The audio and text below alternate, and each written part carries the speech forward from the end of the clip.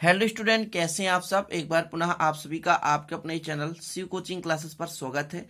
Class 12 maths संबंध एवं फलन में चैप्टर 1.2 के एग्जाम्पल करा रहा हूं। इसके पहले मैंने एग्जाम्पल्स के एक वीडियो डाले हैं और हाँ, चैप्टर 1 के जो भी पिछले वीडियो हैं सारे के सारे वीडियो आपको प्लेलिस्ट में मिल जाएंगे। जो भी नए हैं वो देख सकते हैं कि यदि क्रम से देखना है पूरे चैप्टर के वीडियोज तो आपको प्लेलिस्ट में मिल जाएंगे।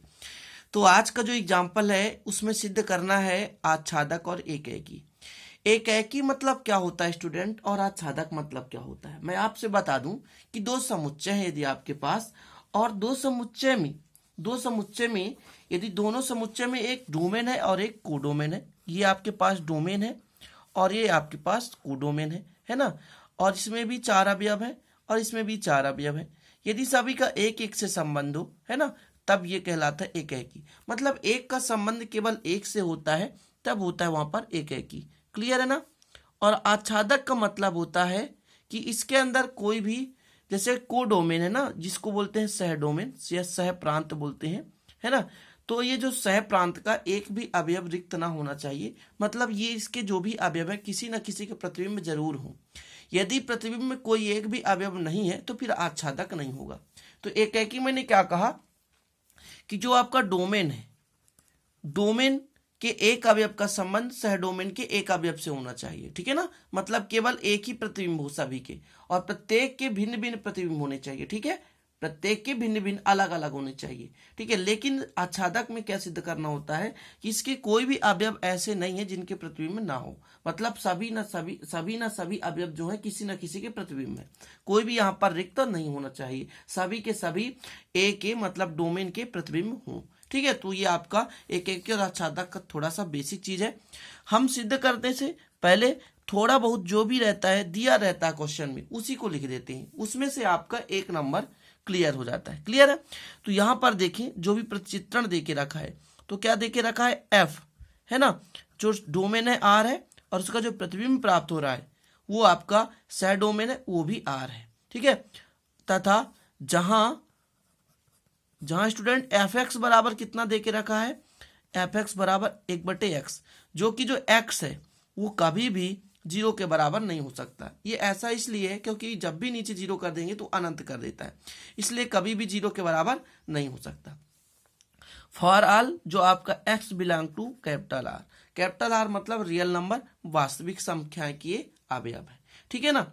अब मैंने यहां पर एक चीज देखा कि x की वैल्यू जो है वो जीरो के बराबर नहीं होनी चाहिए। मतलब जो फलन का डोमेन होगा उसमें भी जीरो नहीं होगा। फलन का डोमेन जो होगा, फलन का डोमेन मैं आपसे कह दूं दो अवयव लेकर चलना है, सॉरी दो सेट लेकर चलना है, एक डोमेन और एक कोडोमेन, है ना। डोमेन मतलब जिस अवयव का हमको प्रतिबिंब निकालना है, और सह डोमेन मतलब जो प्रतिबिंब प्राप्त होता है वो सह डोमेन में होता है। तो फलन का जो डोमेन होगा तो जीरो के बराबर नहीं होगा। मतलब यदि मैं कह दूं जो रियल नंबर है उसमें से हम जीरो को घटा देंगे तो जो भी प्राप्त होगा तो फलन का डोमेन होगा।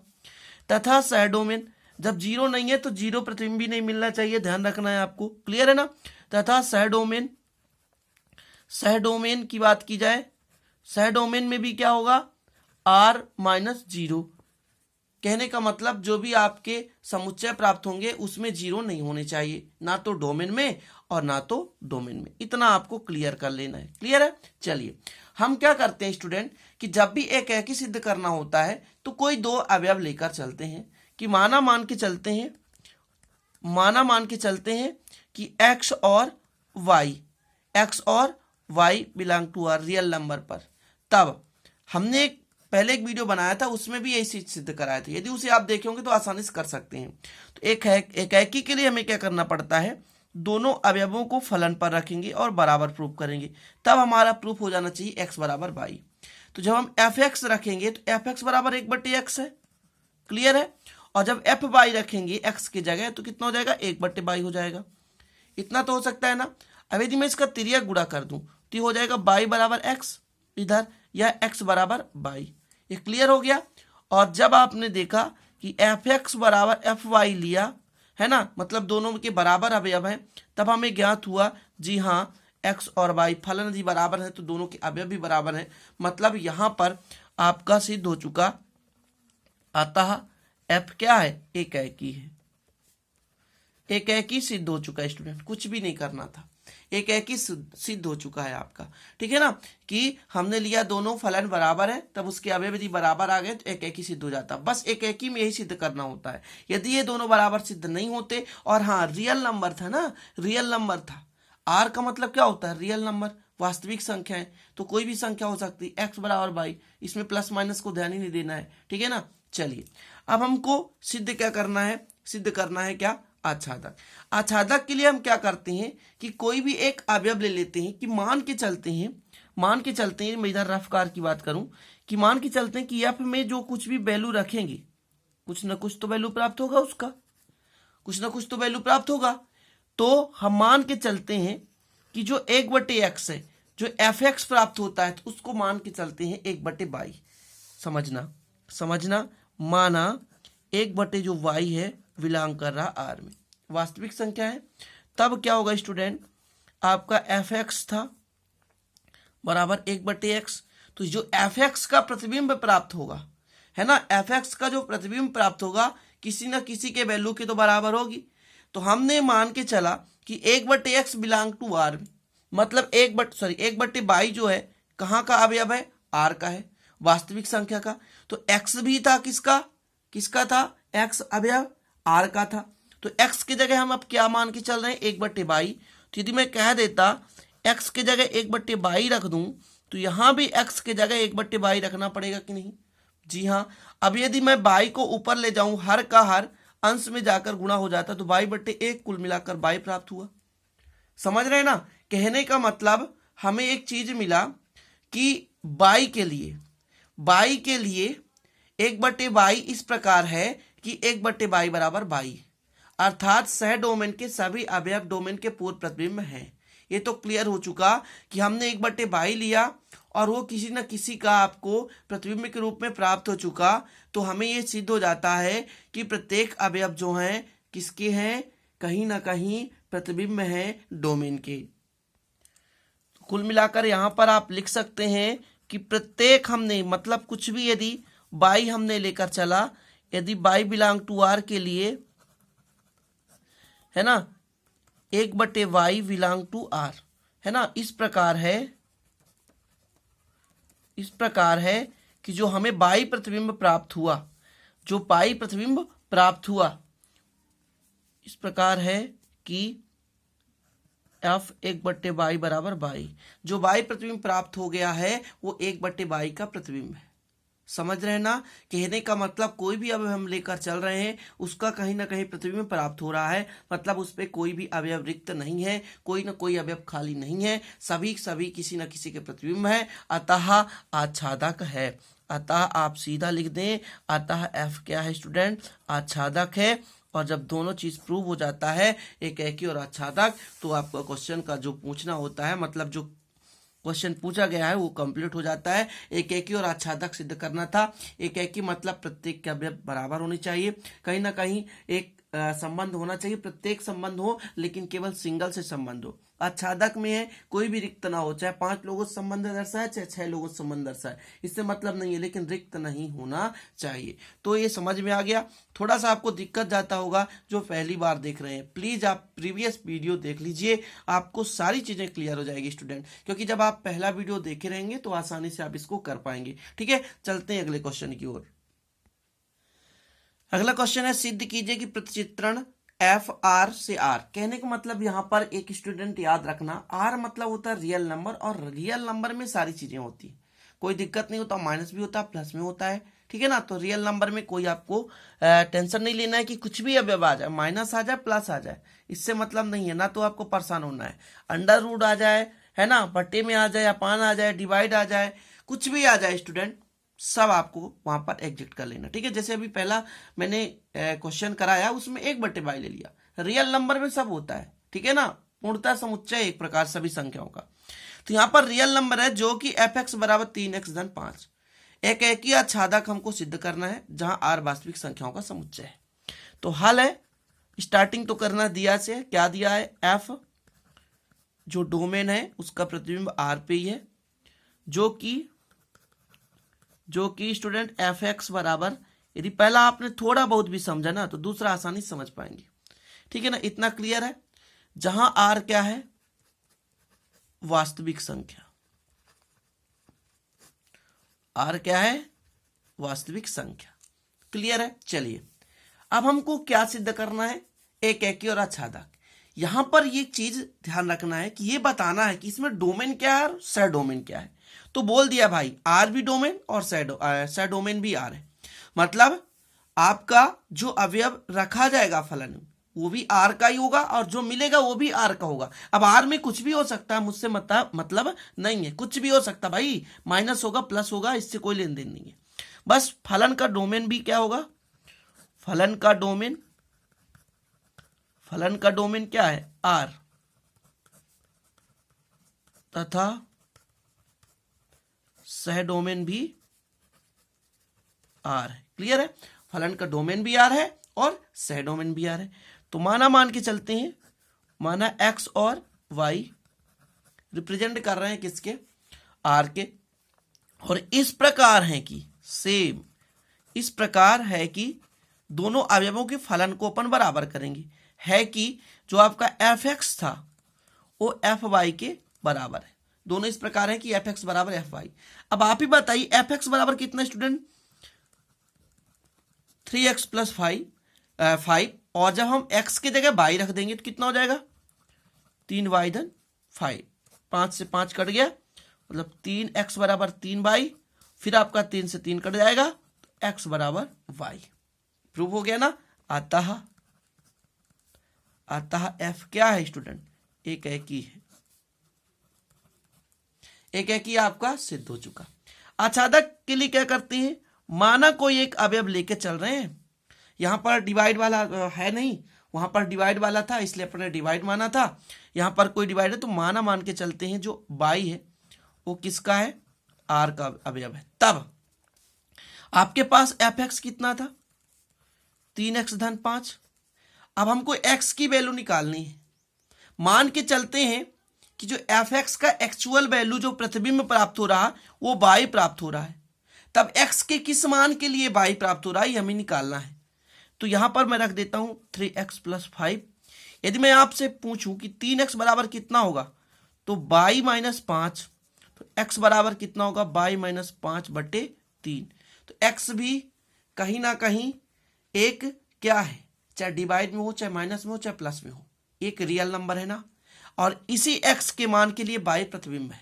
मतलब हमने कोई y का अवयव लिया, आपके पास दो समुच्चय थे, एक था डोमेन, एक था क्या, सह डोमेन। हमने ये जो y का अवयव लिया यहां से लेते हैं, y का अवयव हमने सह डोमेन से लिया, मतलब ये किसी f का तो प्रतिबिंब था, तो मतलब एफ एक्स का प्रतिबिंब तो x के किस मान के लिए प्रतिबिंब था, तो x के इस मान के लिए प्रतिबिंब था। समझ रहे ना, जो कि कहां का है, रियल नंबर का है। और जब ये रियल नंबर का है तो हमें प्रूफ हो गया कि x की एक ऐसी कोई वैल्यू है, x की कोई एक ऐसी वैल्यू है जिस वैल्यू के आधार पर प्रतिबिंब y प्राप्त होता है। मतलब हमने कोई भी सह डोमेन का अवयव लिया वो कहीं ना कहीं किसी न किसी संबंधित है, मतलब प्रत्येक अवयव किसी न किसी के प्रतिबिंब है, और जब सारे के सारे अवयव प्रतिबिंब है, कोई भी खाली नहीं है, तो आच्छादक सिद्ध हो जाता है। क्लियर है ना। अर्थात यहां पर आप लिख सकते हैं, क्या लिख सकते हैं, सह डोमेन के सभी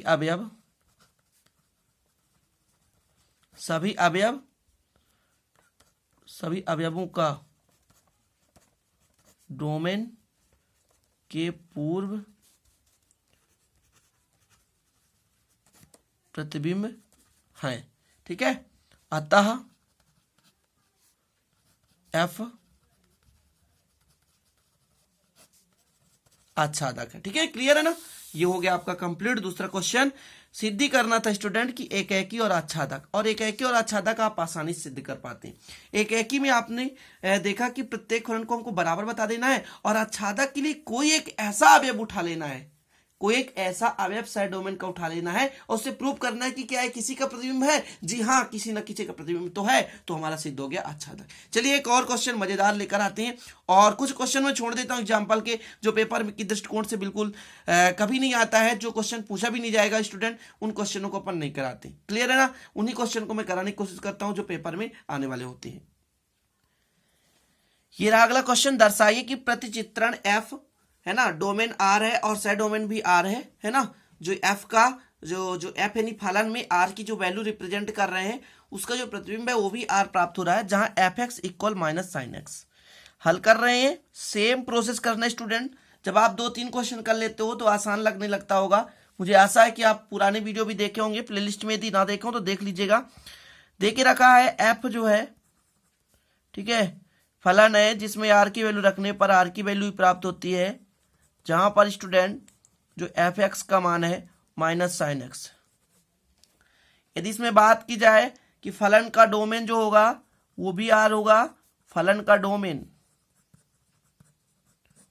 डोमेन आर तथा सह डोमेन भी आर होगा, तथा सह डोमेन भी आर है। फलन का डोमेन भी आर है और सह डोमेन भी आर है। सह डोमेन और डोमेन, ये तो क्लियर हो गया, मतलब जिसके अवयव हम ले रहे हैं वो डोमेन कहलाता है, और जिसमें प्रतिबिंब प्राप्त हो रहा है वो सह डोमेन प्राप्त हो रहा है। अब मैं मान के चलता हूं कि माना x1 और x2, यहां पर x है तो दो अवयव लेकर चल रहे हैं ना, x1 और x2, या xy ले सकते हैं स्टूडेंट। चलिए मैं xy ही लेकर कर रहा हूं, क्योंकि हर क्वेश्चन आपने xy लेकर चला। मान के चलते हैं रियल नंबर का है ना, तब एकेकी के लिए हमें क्या प्रूव करना होगा, एफ एक्स बराबर एफ वाई। क्लियर है? अब यहां पर x के लिए साइन x था तो माइनस साइन x हो जाएगा, और माइनस साइन वाई, ये हो गया साइन x बराबर साइन वाई। अब यहां पर आपको कंफ्यूजन जरूर होगी। एक बात बताइए, कभी भी 2 डिग्री के लिए अलग अलग डिग्री के क्या साइन x का मान हो सकता है बराबर? कभी नहीं हो सकता। साइन 30 और साइन 60 के बराबर हो सकता है? तो यह जो कथन देख के हमें जो प्राप्त हुआ वो क्या है, असंभव है। लिखना नहीं है, बस आपको समझाना चाहता हूं। कभी भी साइन में यहाँ 30 डिग्री रख दें, यहाँ 60 डिग्री क्या मान हो सकते हैं? वास्तव में ये बराबर नहीं हो सकता। कहने का मतलब, ये हमारा कथन तो ऐसे भी गड़बड़ है। कहने का मतलब यहाँ पर जो fx1 और fx2 तभी बराबर हो सकता है, या fx बाई ऐसा सॉरी fx बराबर xy fy ऐसा, fx बराबर fy तभी संभव है स्टूडेंट, तभी संभव है जब x बराबर y हो। किंतु हमने अब अलग अलग अवयव लिया है, x और y बराबर नहीं है। हमने x और y अलग अलग अवयव लिए हैं, नहीं तो x और x ही ले लेते ना। कोई भी 2 अवयव उठा के लेना है, कोई 2 मेंबर लेकर चलना है। तो एफ एक्स बराबर एफ वाई तभी बराबर हो सकता है जब x और y दोनों बराबर हों, जबकि हमने x और y दोनों बराबर लेके नहीं चला है, हमने अलग अलग अवयव उठा के लेके चला है। इसलिए जो प्रतिचित्रण होगा, जो प्रतिचित्रण हमको प्राप्त होता है वो एकेकी नहीं है, एकेकी नहीं है स्टूडेंट। क्लियर है? एकेकी इसलिए नहीं है क्योंकि हमने x और y की वैल्यू पहले से ही हमने समान नहीं लिया था। अब आप खुद माइंड में कंसंट्रेट कीजिए और बताइए कि क्या साइन के अलग अलग 2 कोण के लिए मान समान हो सकता है स्टूडेंट? तो जी नहीं, ऐसा नहीं होता। इसलिए हम कह सकते हैं कि प्रतिचित्रण एकेकी नहीं है। ठीक है, अब आपको पता होना चाहिए साइन का अधिकतम मान कितना होता है स्टूडेंट? 1 होता है। और रियल नंबर में क्या क्या चीजें होती हैं? रियल में तो 1 2 3 4 5 6 अनंत तक होता है, तो केवल आपका एक ही प्रतिबिंब दर्शा सकता है ना साइन का। जो साइन के फॉर्मेट में होगा, जो साइन की वैल्यू आएगी 1 से अधिक नहीं हो सकती, मतलब 1 से कम वाले का आपका जो प्रतिबिंब प्राप्त हो सकता है -1 और +1 के बीच का। बाकी के बाकी तो खाली रह जाते हैं। जब खाली रह जाते हैं मतलब कुछ ऐसे अवयव हैं जो प्रतिबिंब नहीं दर्शा रहे हैं, और जब प्रतिबिंब नहीं दर्शा रहे हैं तो डेफिनेट है वह आच्छादक तो नहीं है। आच्छादक में क्या होता है स्टूडेंट कि जो भी आपका सह प्रांत होता है, सह डोमेन जो होता है, उसके सभी अवयव किसी न किसी के प्रतिबिंब होने चाहिए। लेकिन यहां पर साफ तौर से हमें प्राप्त होता है कि साइन का अधिकतम मान 1 होता है, 1 से अधिक नहीं होता, अतः प्रतिचित्रण आच्छादक नहीं है स्टूडेंट। तो आपको बस इतना लिखना है कि अब चूंकि साइन एक्स का मान संख्यात्मक रूप से, साइन एक्स का मान संख्यात्मक रूप में एक से अधिक